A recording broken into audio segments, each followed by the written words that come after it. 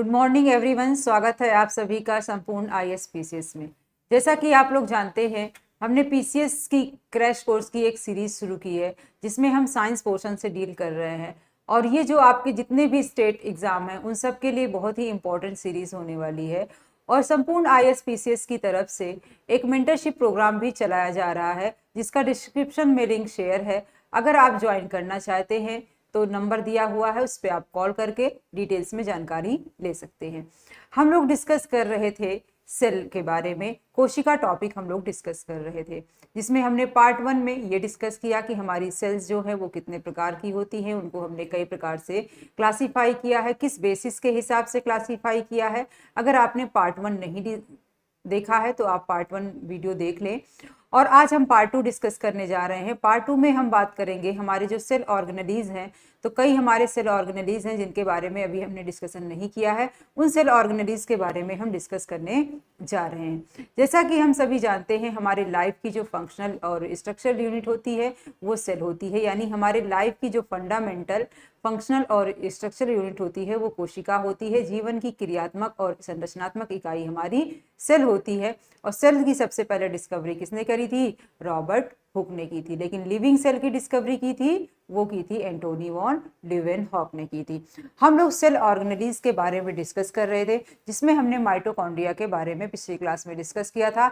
Mitochondria जो है वो हमारे सेल का पावर हाउस होता है, क्योंकि हमारे सेल में जो एनर्जी प्रोड्यूस होती है वो माइटोकॉन्ड्रिया में होती है, इसीलिए mitochondria power house of the cell होता है। आज हम अपने एक नए कोशिकांग के बारे में, नए सेल ऑर्गेनेली के बारे में डिस्कस करने जा रहे हैं। हमारा सेल ऑर्गेनेली है यहाँ पर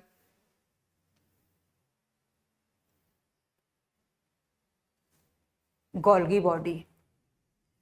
गोल्गी बॉडी की अगर हम बात करें, गोल्गी बॉडी की अगर हम बात करें कि हमारा जो गोल्गी बॉडी है इसका काम क्या है, तो देखो जो आप ये स्ट्रक्चर देख रहे हैं ये गोल्गी ऑपरेटस या गोल्गी बॉडी या गोल्गी उपकरण के नाम से जाना जाता है। गोल्गी नाम जो है इसके एक साइंटिस्ट हैं जिन्होंने इसकी डिस्कवरी करी थी, उन्हीं के नाम पर जो है ये नाम रख दिया गया गोल्गी बॉडी। गोल्गी बॉडी का काम क्या होता है, तो देखो जो हमारा गोल्गी बॉडी होता है, गोल्गी बॉडी का काम होता है पैकेजिंग और ट्रांसपोर्टेशन करना।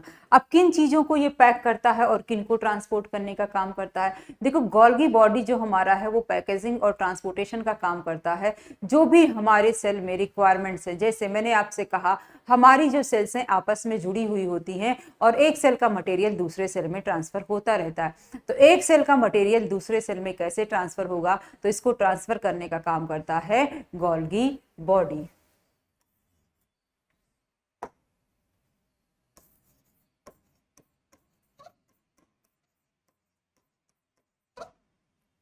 तो गोल्गी बॉडी यानी गोल्गी उपकरण, इसका काम होता है पैकेजिंग एंड ट्रांसपोर्टेशन।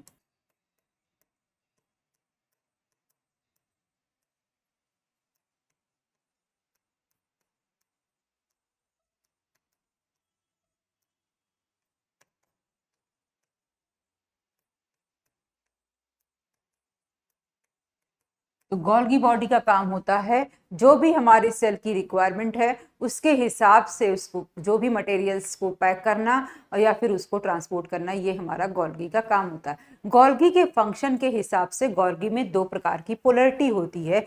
ये आप इसके डायग्राम में देख रहे हैं, जो ये आप स्ट्रक्चर देख रहे हैं गोल्गी का, यहाँ पर आपको एक ये हिस्सा दिखाई दे रहा है ट्रांसफेस, और ये वाला जो हिस्सा आप देख रहे हैं ये हिस्सा आपको सिस फेस है, और यहाँ जो वाला जो हिस्सा है ये ट्रांसफेस है।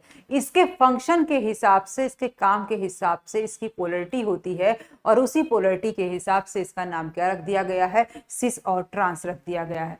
अब हम बात करते हैं इसका सिस और ट्रांस क्या है। देखिए जो हमारी गोल्गी है, गोल्गी बॉडी को में दो प्रकार की पोलरिटी पाई जा रही है। एक पाई जाती है सिस और दूसरी पाई जाती है ट्रांस।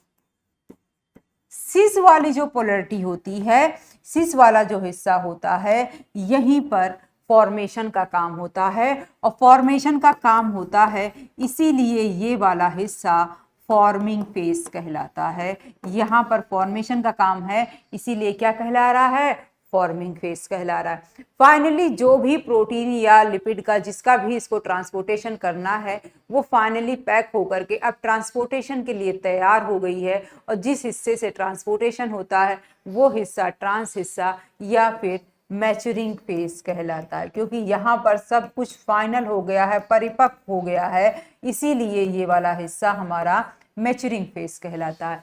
सिस वाला हिस्सा हमारा देखने में कॉन्वेक्स लेंस की तरह होता है, उत्तल लेंस की तरह होता है, इसीलिए इसको कॉन्वेक्स फेस भी बोलते हैं, इसको कॉन्वेक्स फेस भी बोलते हैं। ठीक है। ट्रांस वाला हिस्सा जो होता है हमारा वो देखने में कॉनकेव लेंस की तरह होता है, इसीलिए ये कॉनकेव फेस भी कहलाता है।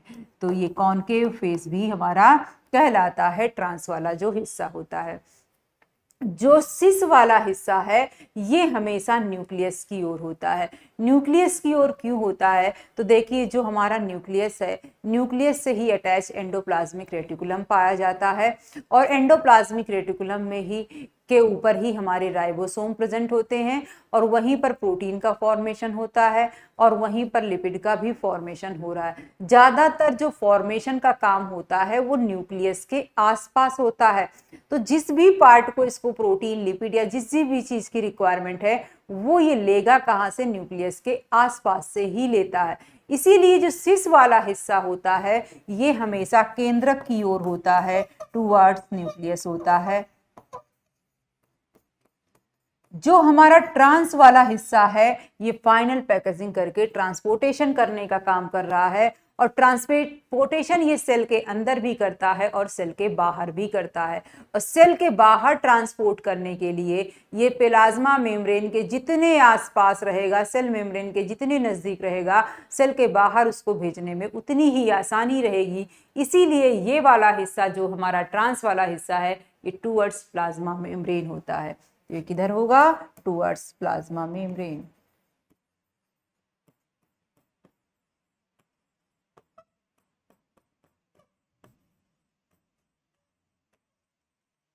ठीक है।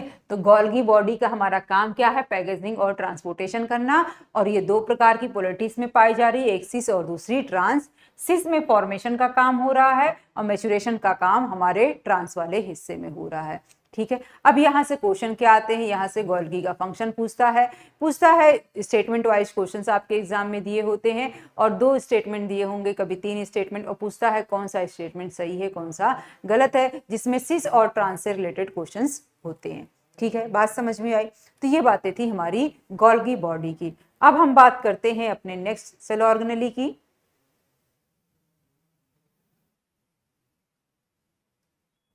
क्लोरोप्लास्ट की।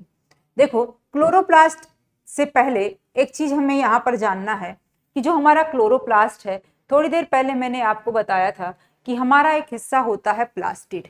ठीक है, हमारा जो प्लास्टिड है, प्लास्टिड जो है जिसको हम लवक बोलते हैं, प्लास्टिड यानी लवक। ये जो लवक होता है ये हमारे प्लांट्स में प्रेजेंट होता है और एनिमल सेल में एब्सेंट होता है।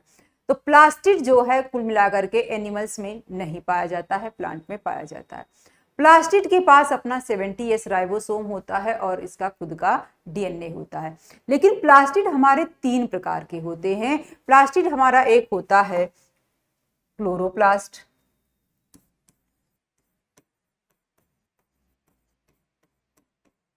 जिसको हम बोलते हैं हरित लवक। दूसरा होता है हमारा क्रोमोप्लास्ट, वर्डी लवक।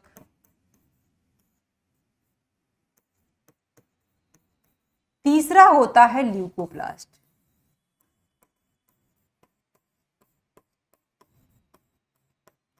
आवर्डी लवक।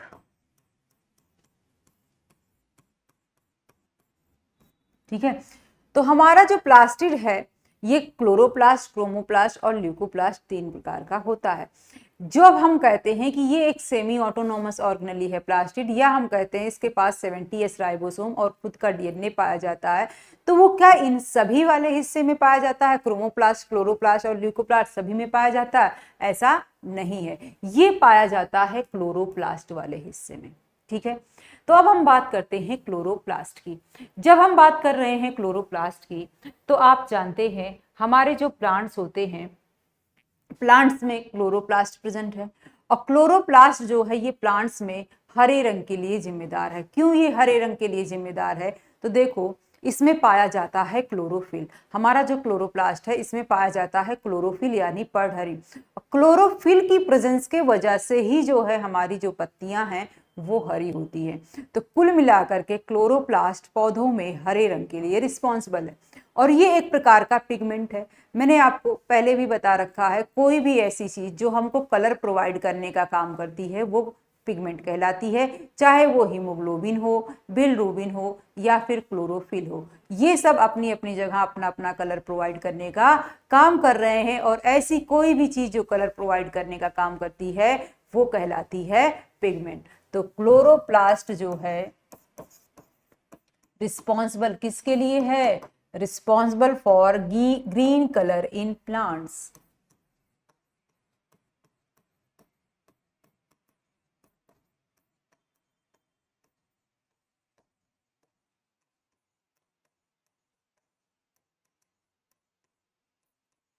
पौधों में हरे रंग के लिए उत्तरदायी होता है। और क्यों उत्तरदायी है? क्योंकि इसमें पाया जाता है chlorophyll, due to presence of chlorophyll. और क्लोरोफिल जो है ये एक प्रकार का पिगमेंट है जो कि हरा रंग प्रोवाइड करने का काम करता है। अब हम थोड़ा सा स्ट्रक्चर देखते हैं क्लोरोप्लास्ट का। ये जो हमारा स्ट्रक्चर है ये है क्लोरोप्लास्ट का। और क्लोरोप्लास्ट में आप देख रहे हैं कि ये जो यहाँ पर क्या है, सिक्के की तरह एक संरचना होती है जिसको हम बोलते हैं थैलकोइड। ये वाला जो आप देख रहे हैं हिस्सा, ये कॉइन लाइक स्ट्रक्चर होता है। ये जब कॉइन लाइक स्ट्रक्चर सिंगल होता है तब ये थैलकोइड कहलाता है। क्या कहलाता है? थैलकोइड है। सिंगल कॉइन लाइक स्ट्रक्चर है, सिंगल कॉइन लाइक स्ट्रक्चर है, वो क्या कहलाता है? थैलकोइड कहलाता है। यही थैलकोइड हमारा ग्रुप में अरेंज हो जाता है। और जब यही थैलकोइड पूरे ग्रुप का फॉर्मेशन कर लाता है तब वो कहलाता है ग्रेनम। जब सिंगल कॉइन लाइक स्ट्रक्चर था तो थैलकोइड कहलाया, और जब यही थैलकोइड एक ग्रुप का फॉर्मेशन कहलाया तो वो क्या कहलाया? ग्रेनम कहलाया। इसमें एक लिक्विड कंटेंट पाया जाता है जो कि स्ट्रोमा कहलाता है। और जैसा आप देख रहे हैं इसमें एक आउटर मेम्ब्रेन है और एक इनर मेम्ब्रेन है। अब ये जो ग्रेनम है एक दूसरे से अटैच है। ये जो आप देख रहे हैं इनका अटैचमेंट है, एक दूसरे से आपस में जुड़े हुए। किसके थ्रू जुड़े हुए हैं? तो ये जुड़े होते हैं लैमेले के थ्रू। आपस में जो है हमारे थैलकोइड आप कहें, जो हमारे ग्रेनम है आपस में एक दूसरे से जुड़े हैं। वो किसके थ्रू जुड़े हुए हैं? लैमेले के थ्रू जुड़े हुए हैं। यहीं पर ही फोटोसिंथेसिस की प्रोसेस होती है, यानी क्लोरोप्लास्ट में ही पौधे अपना खाना बनाते हैं। और क्लोरोप्लास्ट में ही पौधे अपना खाना बनाते हैं, इसीलिए chloroplast kitchen of the cell कहलाता है। तो ये क्या है? किचन ऑफ द सेल भी कहलाता है। कोशिका का रसोई ग्रह कहलाता है। कोशिका का रसोई ग्रह कौन है? क्लोरोप्लास्ट है। क्यों है? क्योंकि यहीं पर फोटोसिंथेसिस की प्रोसेस हो रही है और पौधों को हरा रंग भी प्रोवाइड करने का काम कौन कर रहे हैं? यही कर रहे हैं। ठीक है, तो ये बात थी क्लोरोप्लास्ट की। अब हम बात करते हैं इसके दूसरे पार्ट की जिसका नाम है क्रोमोप्लास्ट। क्रोमोप्लास्ट को अगर आप देखें तो दो वर्ड से मिलकर बना हुआ है। इसको हम स्प्लिट करें तो इसका एक वर्ड होता है क्रोमा। क्रोमो जो टर्म लिया गया है वो लिया गया है क्रोमा से। ठीक है, क्रोमो टर्म लिया गया है क्रोमा से, और क्रोमा का मतलब होता है कलर। पौधों में हरे रंग के अलावा बाकी के जितने भी कलर हैं उन सब के लिए रिस्पॉन्सिबल है क्रोमोप्लास्ट। लाल, हरे, नीले, पीले, बैगनी जो भी कलर हैं प्लांट्स में उन सब के लिए रिस्पॉन्सिबल है chromoplast other than green. It is responsible for all colours in plants other than green. ठीक है, हरे के अलावा बाकी जितने भी कलर हैं प्लांट्स में उन सब के लिए जिम्मेदार होता है क्रोमोप्लास्ट। अब यहाँ से क्वेश्चन क्या आता है, क्वेश्चन यहाँ आता है कि किस प्लांट में कौन सा कलर किस पिगमेंट की वजह से है। देखो मैंने कहा कोई भी ऐसी चीज जो कलर प्रोवाइड करती है वो पिगमेंट कहलाती है। इसका मतलब हुआ कि क्रोमोप्लास्ट में पिगमेंट पाया जाता है जो कि पिगमेंट ही कलर प्रोवाइड करने का काम करता है। अब यहाँ पे कौन सा पिगमेंट किस प्लांट में कौन सा कलर प्रोवाइड करने का काम करता है इसके बारे में हम बात करते हैं। तो यहाँ पर प्लांट और हम पिगमेंट की बात करेंगे। देखो यहाँ पर जो सबसे ज्यादा आपके एग्जाम में क्वेश्चन पूछा जाता है वो पूछा जाता है टोमेटो को लेके, टमाटर के लेके पूछते हैं टोमेटो में कौन सा रेड कलर देने का काम कौन करता है। तो टोमेटो में जो रेड कलर है वो होता है लाइकोपीन की वजह से। लाइकोपीन जो है ये एक प्रकार का पिगमेंट है जो कि टमाटर को हरा रंग देने का काम करता है। उसके अलावा बीट रूट यानी चुकंदर, बीट रूट में चुकंदर में एक पिगमेंट होता है जिसका नाम है बिटानिन। चुकंदर को जो कलर देने का काम करता है वो कौन करता है, बिटानिन करता है। कैरोटीन एक पिगमेंट है जो कि कैरेट में, गाजर में कलर प्रोवाइड करने का काम करता है। तो गाजर में कैरोटीन है पाया जाता है जिसकी वजह से हमारे गाजर का कलर ऑरेंज रेड होता है। ठीक है, उसके अलावा जो एप्पल होता है, एप्पल में जो कलर है, एप्पल का कलर होता है एंथोसाइनिन की वजह से, यानी एंथोसाइनिन ही एप्पल का पिगमेंट है।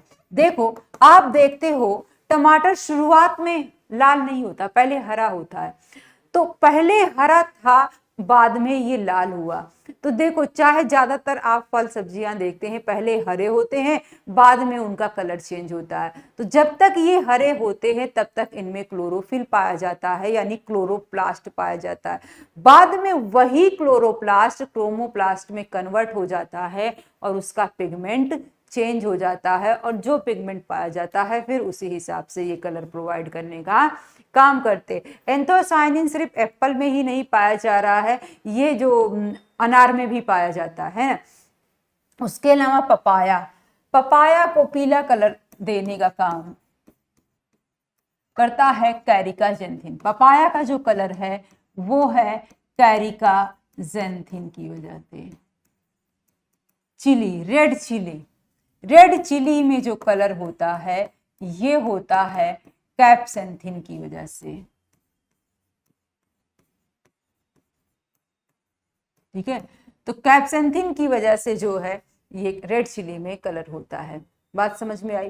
तो ये बातें हैं हमारे क्रोमोप्लास्ट की जो हमारे प्लांट्स में हरे रंग के अलावा बाकी सभी कलर के लिए रिस्पॉन्सिबल होता है। यहाँ से जो आपके एग्जाम में सबसे ज्यादा अभी तक पूछा गया है वो है आपका लाइकोपीन। पूछता है लाइकोपीन की वजह से किस में कलर होता है या टमाटर में लाल कलर किसकी वजह से होता है, तो वो होता है लाइकोपीन की वजह से। बात समझ में आई? ये बात थी हमारे क्रोमोप्लास्ट की। तो क्रोमोप्लास्ट जो है वो सभी कलर के लिए रिस्पॉन्सिबल है और क्लोरोप्लास्ट केवल हरे रंग के लिए रिस्पॉन्सिबल है। और क्लोरोप्लास्ट में ही खुद का डीएनए और 70S राइबोसोम पाया जाता है और सेमी ऑटोनोमस ऑर्गेनेली भी कौन है, क्लोरोप्लास्ट ही है, ना कि पूरा प्लास्टिड है। अगर आपको ऑप्शन में सिर्फ प्लास्टिड मिलता है तो आप प्लास्टिड पे क्लिक करेंगे, लेकिन अगर आपको प्लास्टिड नहीं मिलता है, अब आपको क्रोमोप्लास्ट, क्लोरोप्लास्ट और ल्यूकोप्लास्ट मिलता है, इस तरह के ऑप्शन, तो आपका एग्जैक्ट आंसर जो है वो क्लोरोप्लास्ट होता है। अगर प्लास्टिड भी मिलता है और क्लोरोप्लास्ट दोनों मिलता है तो भी हम क्लोरोप्लास्ट को ही सही मानेंगे क्योंकि एग्जैक्ट जो आंसर है वो हमारा क्या होगा, क्लोरोप्लास्ट होगा। ठीक है, अब हम बात करते हैं ल्यूकोप्लास्ट की। इसी का तीसरा टाइप है हमारा ल्यूकोप्लास्ट।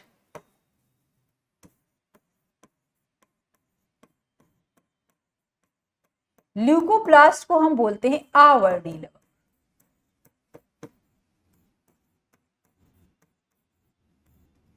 देखो ल्यूकोप्लास्ट को जैसे ही आप स्प्लिट करते हो आप देखते हो ये दो वर्ड से मिलकर बना है ल्यूको प्लस प्लास्ट।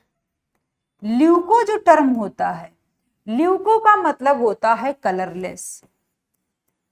तो कुल मिलाकर के एक बात तो यहाँ पे पता चल गई, अगर इसका नाम ल्यूकोप्लास्ट रखा गया है और यहाँ पर कलरलेस जैसा नाम है, इसीलिए ये क्या हो गया है, अवर्डी। ऐसी कोई चीज जो कि वर्ड जिसमें ना हो, वर्डी का मतलब क्या है, कलर प्रोवाइड करने वाला, और अवर्डी का मतलब है कि इसका कलर से कोई लेना देना नहीं है। इसका मतलब क्या है कि हमारा जो ल्यूकोप्लास्ट है वो कलर प्रोवाइड नहीं करता। अगर ये कलर नहीं प्रोवाइड करता तो क्या काम करता है, तो देखिए जो हमारा ल्यूकोप्लास्ट है वो स्टोरेज का काम करता है। अब ये क्या स्टोर करता है, इसी के हिसाब से हमारा जो ल्यूकोप्लास्ट है वो 3 टाइप का होता है। तो इसका काम क्या है, स्टोरेज है, संचय करना है। स्टोरेज क्या कर रहा है, इसके हिसाब से ल्यूकोप्लास्ट 3 प्रकार के हैं। तो यहाँ पर एक ल्यूकोप्लास्ट हमारा पाया जाता है जिसका नाम होता है एमाइलोप्लास्ट। एमाइलोप्लास्ट की अगर हम बात करें तो एमाइलोप्लास्ट का काम क्या होता है, तो एमाइलोप्लास्ट स्टोर करता है कार्बोहाइड्रेट को। तो इसका काम क्या है, स्टोर्स कार्बोहाइड्रेट। अब देखो कभी कभी आपको कार्बोहाइड्रेट मिलता है या कभी कभी आपको कार्बोहाइड्रेट ना मिल करके यहाँ पर स्टार्च टर्म लिखा हुआ मिलता है। तो कार्बोहाइड्रेट या फिर स्टार्च को स्टोर करने का काम कौन करता है, एमाइलोप्लास्ट करता है। एग्जाम में बहुत बार आपके पूछा गया है कि आलू जो होता है उसमें स्टोरेज का काम कौन करता है, स्टार्च को, क्योंकि आलू में स्टार्च पाया जाता है। आप जब भी आलू धुलते हैं तो आप आलू को धोते हैं तो उसमें आपको एक वाइट कलर का सब्सटेंस मिलता है। वो जो वाइट कलर का सब्सटेंस होता है वही होता है स्टार्च, जिसको हम मंड भी बोलते हैं। तो पूछते हैं कि जो स्टार्च है आलू में उसको स्टोर करने का काम किसने किया है, तो किसने किया है, एमाइलोप्लास्ट ने किया है। अब हमारा एक दूसरा टाइप इसका होता है, जो होता है वो होता है एल्यूरोप्लास्ट। एल्यूरोप्लास्ट, एल्यूरोप्लास्ट का ही दूसरा नाम है प्रोटीनोप्लास्ट। एल्यूरोप्लास्ट से तो नहीं पता चल रहा था, लेकिन प्रोटीनोप्लास्ट से एक नाम पता चल गया, इसमें कहीं ना कहीं कौन है, प्रोटीन है। इसका मतलब क्या है, ये किसको स्टोर करने का काम करेगा, प्रोटीन को। तो ऐसे प्लांट्स जिनमें प्रोटीन का कंटेंट पाया जा रहा है, उस प्रोटीन के कंटेंट को स्टोर करने का काम कौन करता है, प्रोटीनोप्लास्ट करता है या फिर एल्यूरोप्लास्ट करता है। आपके एग्जाम में प्रोटीनोप्लास्ट लिखा हुआ नहीं आता है, एग्जाम में लिखा हुआ आता है एल्यूरोप्लास्ट, क्योंकि अगर प्रोटीनोप्लास्ट दे दिया गया तो आप तो नाम से ही समझ जाएंगे, है ना। तो इसीलिए क्या आता है, एल्यूरोप्लास्ट। एल्यूरोप्लास्ट क्या करता है, स्टोर्स प्रोटीन। एक तीसरा इसका टाइप होता है जो कि स्टोर करने का काम करता है फैट को, और फैट को स्टोर करता है, इसका नाम होता है इलायोप्लास्ट या फिर लिपिडोप्लास्ट। अब लिपिडो का मतलब क्या हुआ, लिपिडो टर्म से ही पता चल रहा है इसमें कहीं ना कहीं क्या है, लिपिड है। और लिपिड क्या होता है, फैट होता है, ऑयल होता है। इसका मतलब ये किसको स्टोर कर रहा है, फैट को कर रहा है, ऑयल को कर रहा है। तो स्टोर्स फैट या फिर ऑयल को स्टोर करने का काम कौन करता है, लिपिडोप्लास्ट करता है, इलायोप्लास्ट करता है। तो ऑप्शन में आपको मिलता है इलायोप्लास्ट। लिपिडोप्लास्ट बहुत ही रेयर पूछा जाता है। ठीक है, बात समझ में आई। तो ये बात थी हमारे प्लास्टिड की। प्लास्टिड के बाद हम अपने एक नेक्स्ट सेल ऑर्गेनेली की बात करते हैं। यहाँ पर हमारा एक कोशिकांग होता है जिसका नाम होता है एंडोप्लाज्मिक रेटिकुलम।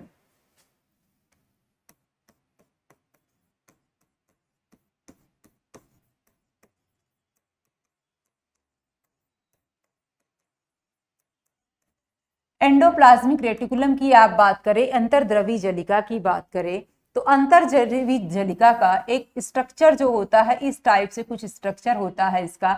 यहाँ पर छोटी छोटी ट्यूब्यूल्स होती हैं, छोटी छोटी नलिकाएं होती हैं जो एक जाल बना देती है।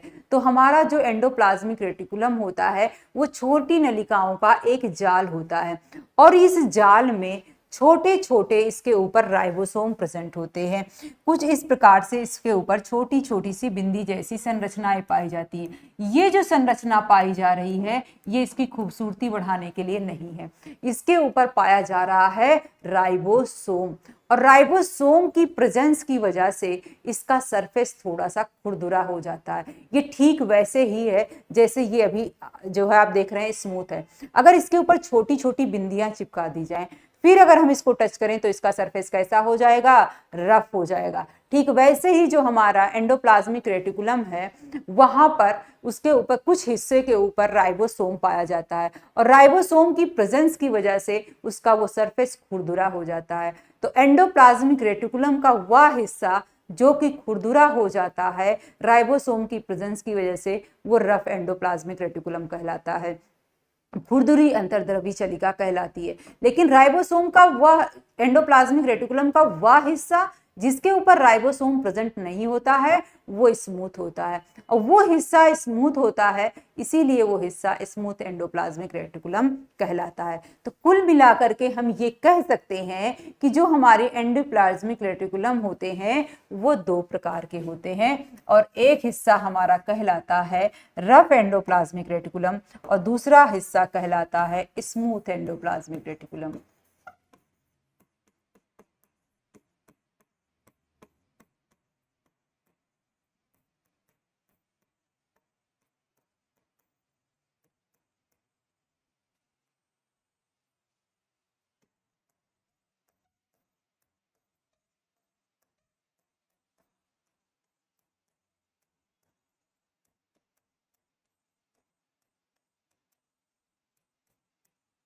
रफ एंडोप्लाज्मिक रेटिकुलम को हम RER के नाम से भी जानते हैं। तो रफ एंडोप्लाज्मिक रेटिकुलम RER कहलाता है और स्मूथ एंडोप्लाज्मिक रेटिकुलम SER कहलाता है।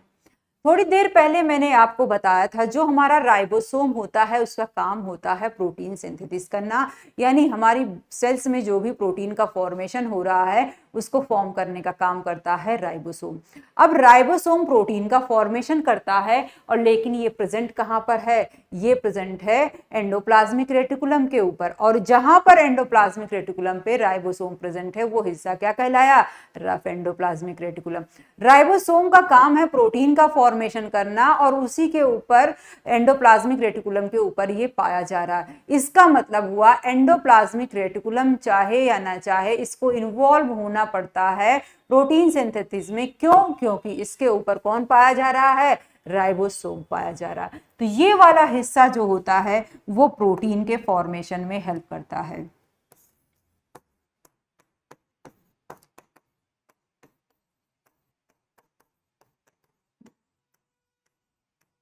प्रोटीन सिंथेसिस में ये हेल्प करता है rough endoplasmic reticulum. Smooth endoplasmic वाला जो हिस्सा होता है एंडोप्लाज्मिक रेटिकुलम का, यहां पर फॉर्मेशन होता है लिपिड का। तो इस लिपिड का जो फॉर्मेशन है यानी फैट का जो फॉर्मेशन है और स्टेरॉइड का जो फॉर्मेशन होता है वो होता है हमारे स्मूथ एंडोप्लाज्मिक रेटिकुलम में। इसके अलावा स्मूथ एंडोप्लाज्मिक रेटिकुलम जो होता है हार्मफुल ड्रग्स को डिटॉक्सिफाई करने का काम करता है। Detoxify harmful drugs. Harmful drugs का मतलब हुआ जैसे कुछ मेडिसिन लोग लेते हैं जो नहीं लेनी चाहिए, एल्कोहल है, इन सब का जो लोग कंजप्शन करते हैं तो उनकी बॉडी में जो डिटॉक्सिफिकेशन का काम कर रहा है वो करता है स्मूथ एंडोप्लाज्मिक रेटिकुलम। देखिए अगर हम बात करें कौन सा ऑर्गन लेवल पे है जो मतलब हमारी बॉडी में कौन सा हिस्सा है जो डिटॉक्सिफिकेशन का काम कर रहा है लेकिन ऑर्गन लेवल पे कर रहा है, तो वो होता है हमारा लीवर। लीवर में होता है डिटॉक्सिफिकेशन का काम। लेकिन अगर हम कहें कि सेलुलर लेवल पे ये काम कौन करता है, तो सेलुलर लेवल पे ये काम करता है SER स्मूथ एंडोप्लाज्मिक रेटिकुलम। कहने का मतलब है कि लीवर में जब डिटॉक्सिफिकेशन की बात आती है तो वहां पर उस टाइम पे SER का नंबर बढ़ जाता है। SER की सहायता से लीवर डिटॉक्सिफाई करने का काम कर लेता है। तो डिटॉक्सिफिकेशन का काम और लिपिड के फॉर्मेशन का काम स्मूथ एंडोप्लाज्मिक रेटिकुलम में होता है, और रफ एंडोप्लाज्मिक रेटिकुलम में क्या होता है, प्रोटीन का फॉर्मेशन होता है, और एंडोप्लाज्मिक रेटिकुलम जो है न्यूक्लियस से अटैच पाया जाता है। ठीक है, बात समझ में आई। तो ये बात थी हमारे एंडोप्लाज्मिक रेटिकुलम की।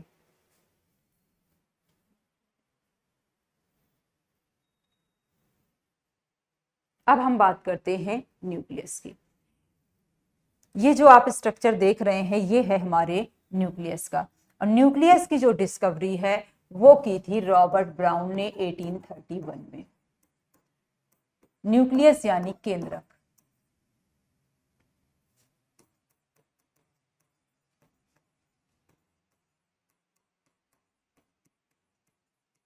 न्यूक्लियस की डिस्कवरी की थी रॉबर्ट ब्राउन ने 1831 में।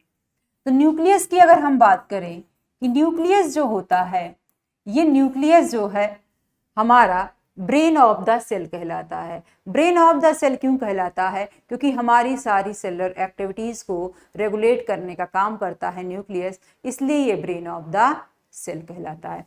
आप इन जो न्यूक्लियस का स्ट्रक्चर देख रहे हैं, ये हमारा जो न्यूक्लियस का स्ट्रक्चर है, इस न्यूक्लियस के स्ट्रक्चर में आप देखेंगे कि इसके चारों ओर एक मेम्ब्रेन पाई जा रही है, जिसको आप न्यूक्लियर इनवलप या न्यूक्लियर मेम्ब्रेन का नाम दे रहे हैं। इसी को हम जो है केंद्रक झिल्ली के नाम से जानते हैं। यही न्यूक्लियर मेम्ब्रेन प्रेजेंट होती है, और इसी प्रेजेंस की वजह से ही आप देख रहे हैं हमारा जो न्यूक्लियस है, इसका स्ट्रक्चर जो होता है वो थोड़ा सा स्पेसिफिक हो जाता है। इसके स्ट्रक्चर में क्लियरिटी आ जाती है कि न्यूक्लियस कहाँ शुरू है, इसका स्ट्रक्चर का क्या है, कैसे है, ये चीज़ें हमको पता चल रही हैं। और ये जो मेम्ब्रेन है ये आप प्रोकैरियोट में नहीं पाएंगे, ये मेम्ब्रेन सिर्फ यूकैरियोटिक ऑर्गेनिज्म में ही मिलती है। अब ये जो न्यूक्लियर मेम्ब्रेन पाई जा रही है, आप देख रहे हैं ये हमारे न्यूक्लियस में, इसमें अपना एक लिक्विड कंटेंट पाया जाता है, और इसका मतलब जो लिक्विड कंटेंट है न्यूक्लियस का वो कहलाता है न्यूक्लियोप्लाज्म। ये क्या है? लिक्विड कंटेंट है। ठीक है। अब यहाँ पर ये जो आप स्ट्रक्चर देख रहे हैं ये न्यूक्लियोलस होता है, जो आरएनए का बना होता है। यहाँ पर आप ये जो स्ट्रक्चर देख रहे हैं कुछ इस तरह का, ये हमारा क्रोमोसोम होता है। ठीक है। उसके अलावा यहाँ पर बीच बीच में आप गैपिंग देख रहे हैं, ये जो गैपिंग है ये कहलाती है न्यूक्लियर पोर या केंद्रक छिद्र कहलाती है। ये जो हमारा न्यूक्लियर पोर होता है, ये पोर क्यों पाया जा रहा है? तो देखो, पोर इसलिए पाया जा रहा है ताकि न्यूक्लियस का कंटेंट साइटोप्लाज्म में जा सके और साइटोप्लाज्म का कंटेंट न्यूक्लियस में आ सके, यानी सेल से आदान प्रदान करने के लिए बीच बीच में इसमें पोर्स पाए जा रहे हैं, जो कि न्यूक्लियर पोर कहलाते हैं। यहाँ जो है पाया जाता है हमारा क्रोमोसोम। अब जो हमारा क्रोमोसोम होता है ये पर्सन मतलब आप कहें स्पीसीज टू स्पीसीज वेरी करता है क्रोमोसोम की संख्या, जिसको हम गुणसूत्र बोलते हैं। ये गुणसूत्र होता क्या है? देखो, जब हमारा डीएनए यानी डीऑक्सीराइबोन्यूक्लिक एसिड,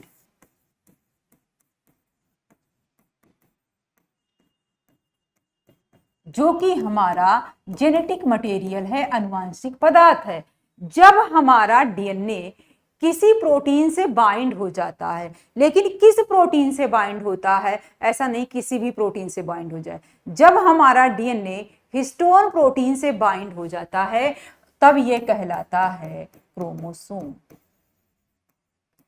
जब हमारा डीएनए हिस्टोन प्रोटीन से बाइंड होता है तो ये क्या कहलाता है? क्रोमोसोम कहलाता है, गुणसूत्र कहलाता है। क्रोमोसोम की संख्या स्पीसीज टू स्पीसीज वेरी करती है। अगर हम बात करें ह्यूमन में, मनुष्य में क्रोमोसोम की संख्या क्या होती है? देखो, क्रोमोसोम जो होता है हमेशा पेयर में पाया जाता है, और ये जब ह्यूमन की हम बात करते हैं तो यहाँ पर 23 पेयर आप बोलें। अगर आप 23 पेयर नहीं बोल सकते हैं तो आप बोलेंगे 46 क्रोमोसोम पाए जाते हैं। हमारी एक सेल में 46 क्रोमोसोम या फिर 23 पेयर ऑफ क्रोमोसोम पाए जाते हैं। इसमें से 22 पेयर जो होते हैं हमारे, जो कि ऑटोसोम कहलाते हैं। ऑटोसोम का मतलब है यहाँ पर देखो, हमारे शरीर की जितनी इंफॉर्मेशन है, जितना हमारा फिजिकल अपीयरेंस है, सब कुछ जितना है, सब कुछ इस बात को केवल छोड़ करके कि हम मेल हैं या फीमेल है, मेल और फीमेल के डिटर्मिनेशन को छोड़ करके हमारे शरीर की जितनी इंफॉर्मेशन है वो सारी हमारी 22 पेयर ऑफ क्रोमोसोम यानी ऑटोसोम में स्टोर है। वन पेयर जो कि ये डिसाइड करने का काम करता है कि कोई मेल है या फीमेल है, तो वन पेयर जो होता है ये सेक्स डिटर्मिनेशन क्रोमोसोम होता है, लिंग निर्धारण क्रोमोसोम होता है, जो कि ये बताने का काम करता है कि कोई मेल है या फीमेल है। ठीक है, अब अगर हम बात करें कि ये जो वन पेयर क्रोमोसोम है ये मेल में कौन सा होता है, तो मेल में एक्स और वाई होता है और फीमेल में एक्स और एक्स होता है। ठीक है, एक्स और एक्स फीमेल होता है और एक्स और वाई मेल में होता है। जब भी किसी बच्चे का जन्म होता है तो एक क्रोमोसोम फीमेल से जाता है और एक मेल से जाता है, और फीमेल से हर कंडीशन में एक्स जाएगा। वेरिएशन कहाँ पर है, मेल में है, क्योंकि यहाँ पर एक्स और वाई दोनों प्रेजेंट है। यानी इस बात का निर्धारण किसके ऊपर निर्भर है कि लड़का होगा लड़की, मेल पे निर्भर है, ना कि फीमेल पे। और हमारे समाज में अभी तक कितनी बड़ी गलत धारणा फैली रही जिसके लिए महिलाओं को जिम्मेदार समझा जाता था। ठीक है, तो इसके लिए जिम्मेदार कौन है, इसके लिए जिम्मेदार है मेल। अब ये जो क्रोमोसोम जो है हमारे पाए जा रहे हैं ये हमेशा जोड़े में पाए जाते हैं, पेयर्स में पाए जाते हैं। ये जो पेयर्स में पाए जाते हैं क्रोमोसोम, तो देखो कुछ इस टाइप से होते हैं क्रोमोसोम। अब ये जब पेयर्स में पाए जा रहे हैं तो एक क्रोमोसोम ये हो गया, दूसरा ये हुआ। ये क्रोमोसोम दोनों आपस में आप देख रहे हैं जब जुड़े होते हैं तो ये आपस में जुड़े होते हैं और ये एग्जैक्ट एक दूसरे की एग्जैक्ट सेम कॉपी होते हैं। ये एक दूसरे की एग्जैक्ट सेम कॉपी होते हैं, इसलिए ये आपस में सिस्टर क्रोमैटिड्स कहलाते हैं। क्या कहलाते हैं, सिस्टर क्रोमैटिड्स कहलाते हैं। और ये सिस्टर क्रोमैटिड्स आपस में जुड़ी होती हैं और किसके थ्रू जुड़ी होती हैं, तो यहीं पर पाया जाता है सेंट्रोमियर।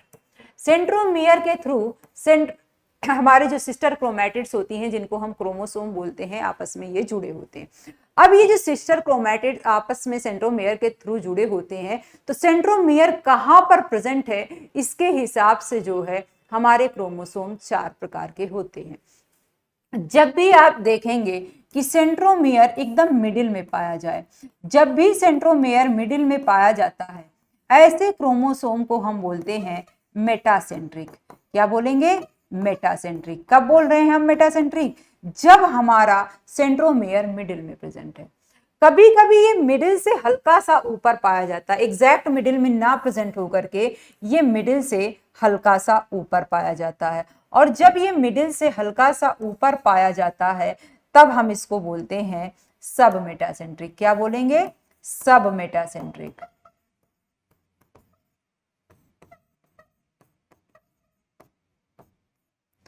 मेटासेंट्रिक को बोलेंगे हम मध्य केंद्री, सब मेटासेंट्रिक को बोलेंगे उपमध्य केंद्री। कभी कभी ये सेंट्रोमेयर एकदम टॉप पे पाया जाता है, बस केवल बांधने के लिए बस इतना जैसा ही प्रेजेंट रहता है, एकदम टॉप पे पाया जाता है। और जब ये क्रोमोसोम के एकदम टॉप पोर्शन पे पाया जाता है तब ये कहलाता है टीलोसेंट्रिक। क्या कहलाएगा, टीलोसेंट्रिक। जब एकदम टॉप पे पाया जाएगा सेंट्रोमियर, ठीक है, यहां पर प्रेजेंट है, तो ये क्या कहलाया, टीलोसेंट्रिक। कभी कभी ये टॉप से हल्का सा नीचे पाया जाता है, और जब ये टॉप से हल्का सा नीचे पाया जाता है तब ये कहलाता है एक्रोसेंट्रिक। टॉप से बिल्कुल हल्का सा नीचे, और जब टॉप से एकदम हल्का सा नीचे पाया जाता है तब ये कहलाता है एक्रोसेंट्रिक।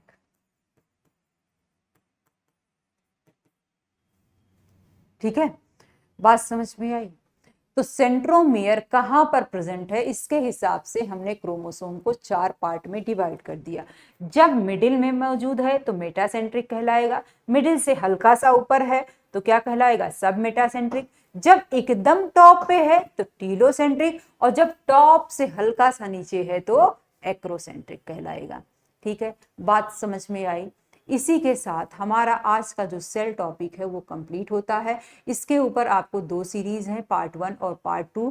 पार्ट 1 और पार्ट 2 दोनों सीरीज देखें। जैसा कि आप जानते हैं संपूर्ण ISPCS ने पीसीएस एग्जाम के क्रैश कोर्स की शुरुआत की है। इसमें हमने जो पहल की है वो जो भी हमारे स्टेट पीसीएस एग्जाम है, चाहे वो यूपी हो, एमपी हो, बिहार हो, राजस्थान हो, हरियाणा हो, सारे पीसीएस एग्जाम्स को जो है हम यहाँ पर उसके अकॉर्डिंग डील करेंगे, उसके अकॉर्डिंग हम क्वेश्चंस को करेंगे। और यहाँ पर हमने एक मेंटरशिप प्रोग्राम भी शुरू किया है। मेंटरशिप प्रोग्राम से अगर आप जुड़ना चाहते हैं तो डिस्क्रिप्शन में एक लिंक दिया है और उस पर कॉन्टैक्ट नंबर दिया हुआ है, आप कॉन्टैक्ट कर सकते हैं, डिटेल में जानकारी ले सकते हैं। ठीक है, अभी हम बात करते हैं यहाँ पर कुछ जो है फैक्ट्स की। तो जैसा कि हमें पता है कि हमारे लाइफ की वो सबसे छोटी कार्यात्मक और संरचनात्मक इकाई कौन है? सेल है। तो हमारे लाइफ की सबसे छोटी जो यूनिट है वो होती है सेल। ठीक है, दूसरा जो है साइंस की वह ब्रांच जिसमें हम सेल के बारे में स्टडी करते हैं, क्या कहलाती है? साइटोलॉजी कहलाती है।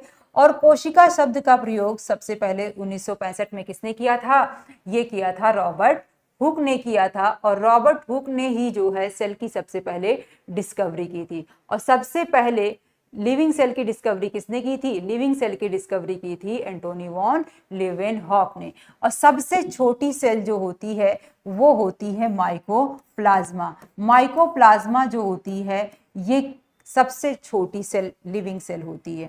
ठीक है, उसके बाद जो है ऑस्ट्रिच, अगर हम बात करें ऑस्ट्रिच का जो एग होता है वो सबसे बड़ा सेल होता है। अगर हम बात करें ह्यूमन की कि ह्यूमन की सबसे बड़ी सेल कौन सी होती है, तो ह्यूमन के अंदर सबसे लार्जेस्ट सेल जो होती है वो फीमेल ओवम होती है। अगर हम कहें सबसे लॉन्गेस्ट सेल क्या होती है ह्यूमन में, सबसे लंबी कोशिका क्या होती है, तो वो हमारी नर्व सेल होती है। और जब हम बात करते हैं कि सबसे छोटी सेल कौन सी है, तो वो स्पर्म सेल होती है और उसके बाद फिर आरबीसी होती है। Maximum time smallest cell in human body में आपको जो ऑप्शन मिलता है वो आरबीसी का मिलता है।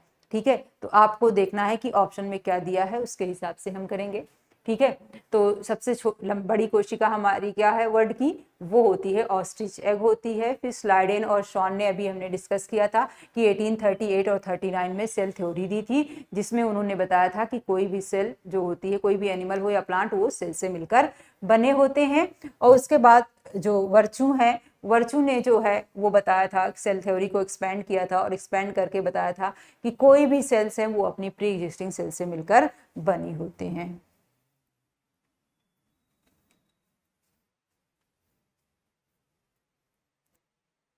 तो कोशिका सिद्धांत की बातें क्या थी?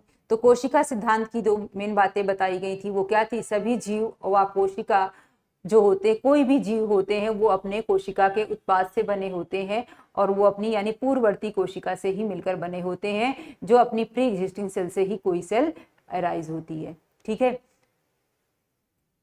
और जब भी किसी भी सेल का फॉर्मेशन होता है तो उसमें क्रिएटर का काम कौन करता है? उसमें क्रिएटर का काम हमारा न्यूक्लियस करता है, क्योंकि सारी एक्टिविटीज को ये कंट्रोल करने का काम करता है। उसके बाद प्रोटोप्लाज्म टर्म क्या है? प्रोटोप्लाज्म मैंने बताया था किसी भी सेल के लिविंग रहने की जो सबसे बेसिक रिक्वायरमेंट है वो कौन है? प्रोटोप्लाज्म है। और प्रोटोप्लाज्म टर्म की जो है वो दिया किसने था? पुरकिंजे ने दिया था। और ये होता क्या है प्रोटोप्लाज्म? तो प्रोटोप्लाज्म जो है एक गाढ़ा रंगहीन पदार्थ होता है जो कि किसी भी सेल के लिविंग रहने की सबसे बेसिक रिक्वायरमेंट है। इसीलिए कोशिका का जो जीवन का आधार माना गया है वो किसको माना गया है? प्रोटोप्लाज्म को माना गया है। जीव द्रव को हमने फिर प्रोटोप्लाज्म को दो पार्ट में डिवाइड किया है। एक हिस्सा हमारा क्या है? साइटोप्लाज्म है और दूसरा हिस्सा हमारा क्या है? न्यूक्लियोप्लाज्म है। साइटोप्लाज्म, और इसीलिए मैंने थोड़ी देर पहले आपको बताया भी था कि साइटोप्लाज्म प्लस न्यूक्लियस हमारा क्या कहलाता है? प्रोटोप्लाज्म कहलाता है। तो वही बात यहाँ पर बताई गई है कि हमने जीवद्रव को यानी प्रोटोप्लाज्म को दो पार्ट में डिवाइड किया है। एक तो साइटोप्लाज्म हिस्सा कहलाता है, दूसरा हमारा न्यूक्लियोप्लाज्म कहलाता है। और सेल की स्टडी क्या कहलाती है? साइटोलॉजी कहलाती है। हमारे लाइफ की सबसे जो बेसिक रिक्वायरमेंट है सेल की वो क्या है? मतलब लाइफ की सबसे बेसिक रिक्वायरमेंट है वो क्या है? सेल है। ठीक है, और किसी भी ऑर्गेनिज्म की, कोई भी अगर ऑर्गेनिज्म है, चाहे वो प्लांट हो, एनिमल हो, कोई भी अगर ऑर्गेनिज्म है तो उसकी सबसे बेसिक रिक्वायरमेंट क्या होती है? सेल होती है। ऐसे ऑर्गेनिज्म जो सिंगल सेल से मिलकर बने होते हैं यूनिसेलुलर कहलाते हैं, और ऐसे ऑर्गेनिज्म जो एक से ज़्यादा सेल से मिलकर बने होते हैं क्या कहलाते हैं? मल्टीसेलुलर ऑर्गेनिज्म कहलाते हैं। यूनिसेलुलर ऑर्गेनिज्म की जितने लाइफ की प्रोसेसेस होती हैं सारी सिंगल सेल में ही परफॉर्म होती हैं। चाहे लाइफ प्रोसेसेस का मतलब हुआ कि उनका डाइजेशन, एक्सक्रीशन, रिप्रोडक्शन, सारे लाइफ की जो प्रोसेसेस हैं वो कहाँ पर होती हैं? सिंगल सेल में होती हैं। इसीलिए जो है इनके लाइफ की जो स्ट्रक्चर यूनिट है वो क्या है और फंक्शनल यूनिट क्या है? वो सेल है। और मल्टी सेलुलर ऑर्गेनिज्म जो होते हैं यहाँ पर बहुत ढेर सारी सेल से मिलकर बने होते हैं, एक से अधिक कोशिकाओं से मिलकर बने होते हैं, और इनके बॉडी में कई टाइप का स्ट्रक्चर का फॉर्मेशन होता है। जैसे सेल होती है, सेल जुड़ती है तो सेल जुड़ करके क्या फॉर्मेशन करती है? टिश्यू का। ग्रुप ऑफ सेल हमारा टिश्यू कहलाते हैं। फिर हमारे टिश्यूज का जो ग्रुप होता है वो फॉर्मेशन करता है ऑर्गन का, और ऑर्गन का जो फॉर्मेशन होते हैं और ग्रुप ऑफ ऑर्गन बनाते हैं ऑर्गन सिस्टम, और ऑर्गन सिस्टम मिलकर के हमारी पूरी बॉडी का फॉर्मेशन करते हैं। तो वही बता रहे हैं कि हमारे जो मल्टी सेलुलर ऑर्गेनिज्म हैं उनके अंदर बॉडी में सेल का अरेंजमेंट किस प्रकार से होता है।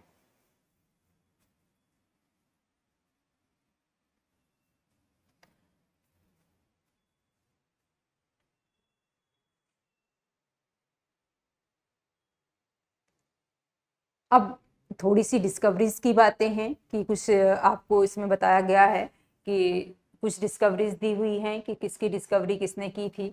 तो देखते हैं हम। रॉबर्ट ब्राउन ने न्यूक्लियस की डिस्कवरी की थी। पुरकिंजे ने जो है नाम दिया था प्रोटोप्लाज्म का। फिर स्लाइडेन और श्वान ने दोनों ने मिलकर के क्या दिया था?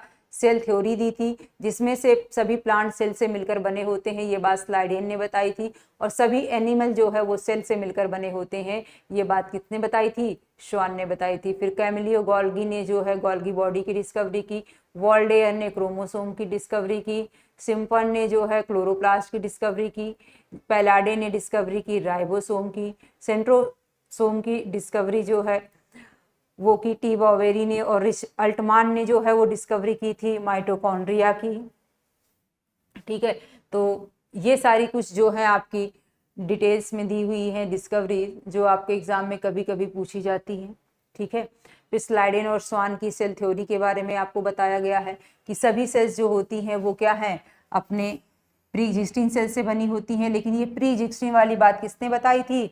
वर्चू ने बताई थी। और सेल थ्योरी में क्या कहा गया? मतलब सेल थ्योरी को जब एक्सपैंड किया गया, पहले सेल थ्योरी में कहा गया कि जितने भी सेल हैं वो मिलकर किससे बने होते हैं, सॉरी जितने भी ऑर्गेनिज्म हैं वो मिलकर बने होते हैं सेल से। ये बात कही गई सेल थ्योरी में। फिर सेल थ्योरी को वर्चू ने एक्सपैंड किया, और जब उन्होंने एक्सपैंड किया तो एक्सपैंड करके उसमें ये बातें लगाई गई, ऐड की गई कि कोई भी सेल है वो अराइज होती है उस प्री एग्जिस्टिंग सेल से। ठीक है, तो सभी कोई भी ऑर्गेनिज्म है उसको लाइफ स्टार्ट करने के लिए सबसे बेसिक यूनिट क्या चाहिए? सेल कहिए। और सबसे बड़ी बात है वायरस के बारे में कहें तो वायरस जो है एक्सेप्शन है। एक्सेप्शन का मतलब है वायरस जो होता है ये प्रॉपर सेल नहीं होता है। क्यों प्रॉपर सेल नहीं है? क्योंकि वायरस के पास अपना खुद का मेटाबॉलिज्म नहीं होता है, और ये एक प्रकार से लिविंग भी नहीं। जब भी ये एटमॉस्फेयर में होता है तब ये नॉन लिविंग कंडीशन में पाया जाता है, और जब ये किसी की बॉडी में एंटर करता है तब ये लिविंग कंडीशन में पाया जाता है। तो ये लिविंग और नॉन लिविंग के बीच का लिंक होता है वायरस। ठीक है, ये प्रॉपर लिविंग नहीं है। It is a link between living and non living. ठीक है, अब देखिए ये तो हमने डिस्कस किया कुछ हमारे जो आप डिस्कस कर मतलब इनके बारे में आपको पढ़ना है कि हमारी जो सेल है उसका कुछ जो भी है डिस्कवरी है, और कुछ जो है आप कह सकते हैं उसके फैक्ट्स हैं। उसके बाद में अब हम बात करते हैं कुछ क्वेश्चंस की कि हमारे एग्जाम में किस टाइप के क्वेश्चन आते हैं। तो एक हमारा क्वेश्चन है, which of the following cell organelle play the most significant role in the protein synthesis. इनमें कौन से कोशिकांग है जो कि प्रोटीन संश्लेषण में सहयोग कर रहे हैं? तो कौन है? ऑप्शन ए है लाइसोसोम एंड सेंट्रोसोम, बी है endoplasmic reticulum and ribosome, C है गोल्गी ऑपरेटिस एंड माइटोकॉन्ड्रिया, और डी है लाइसोसोम एंड माइटोकॉन्ड्रिया। तो देखिए इसका जो आंसर होगा वो होगा B, endoplasmic reticulum and ribosome. ये दोनों मिलकर के प्रोटीन सिंथेसिस में काम करते हैं। हमारा नेक्स्ट क्वेश्चन है, smooth endoplasmic reticulum act as a major site for the synthesis of. जो हमारा स्मूथ एंडोप्लाज्मिक रेटिकुलम है किसकी सिंथेसिस में सहायता करता है? ऑप्शन ए है लिपिड एंड स्टेरॉइड, बी है प्रोटीन, सी है राइबोसोम, डी है डीएनए। तो देखिए स्मूथ एंडोप्लाज्मिक रेटिकुलम जो है वो लिपिड और स्टेरॉइड के फॉर्मेशन में हेल्प करता है, तो ऑप्शन ए हमारा करेक्ट होगा। हमारा नेक्स्ट क्वेश्चन है which of the following statement about protein in mammals are is correct?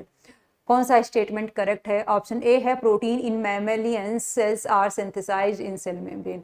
कह रहे हैं जो मैमल्स होते हैं, स्तनधारी होते हैं, उनके अंदर जो प्रोटीन बनती है वो सेल मेम्ब्रेन यानी कोशिका झिल्ली में बनती है।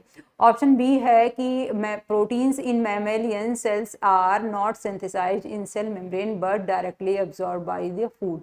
कह रहे हैं जो भी प्रोटीन मैमेलियन सेल्स में होती है वो प्रोटीन बनती ही नहीं है बल्कि ये खाने से डायरेक्ट एब्जॉर्ब कर लेते हैं। ऑप्शन सी है proteins in mammalian cells are synthesized in rough endoplasmic reticulum. Protein जो होती है स्तनधारियों में वो बनती है रफ एंडोप्लाज्मिक रेटिकुलम में। ऑप्शन डी है protein in mammalian cell are synthesized in Golgi apparatus, और मैमेलियंस में जो प्रोटीन है वो गोल्गी ऑपरेटिस में बनती है, ये ऑप्शन हमारा डी है। तो देखिए इसका ऑप्शन हमारा सी सही होगा। हमारे अंदर जो प्रोटीन का फॉर्मेशन होता है वो कहाँ पर होता है? रफ एंडोप्लाज्मिक रेटिकुलम में होता है। हमारा नेक्स्ट क्वेश्चन है how does the plant cell differ from a animal cell? जो भी प्लांट सेल है वो एनिमल सेल से डिफरेंट कैसे है? ऑप्शन ए है माइटोकॉन्ड्रिया, बी है सेल वॉल, सी है प्रेजेंस ऑफ प्रोटोप्लाज्म, डी है न्यूक्लियस। तो डिफरेंस क्या है? डिफरेंस होगा सेल वॉल का, क्योंकि बाकी चीजें तो दोनों में कॉमन है, प्लांट और एनिमल दोनों में कॉमन है। तो आज के लिए इतना ही रखते हैं। आप लोगों का वीडियो देखने के लिए बहुत ही बहुत धन्यवाद। आप लोग संपूर्ण IAS PCS चैनल को लाइक कीजिए, सब्सक्राइब करिए, और हमने जो PCS की सीरीज शुरुआत की है ये आपके लिए बहुत ही लाभजनक होने वाली है। और आप कोई भी स्टेट PCS एग्ज़ाम देते हैं, हर PCS एग्ज़ाम के लिए आपके लिए बहुत ही बेनिफिशियल है। और जैसा मैंने बताया कि हमने मेंटरशिप प्रोग्राम भी स्टार्ट किया है। अगर आप इसके बारे में डिटेल में जानकारी चाहते हैं तो डिस्क्रिप्शन में लिंक दिया है, दिए हुए नंबर पर कॉन्टैक्ट करके आप डिटेल में जानकारी ले सकते हैं और हमारे मेंटरशिप प्रोग्राम से जुड़ सकते हैं। वीडियो को देखने के लिए आप लोग का बहुत बहुत धन्यवाद। अब हम मिलेंगे एक नए टॉपिक के साथ नए दिन, तब तक के लिए धन्यवाद।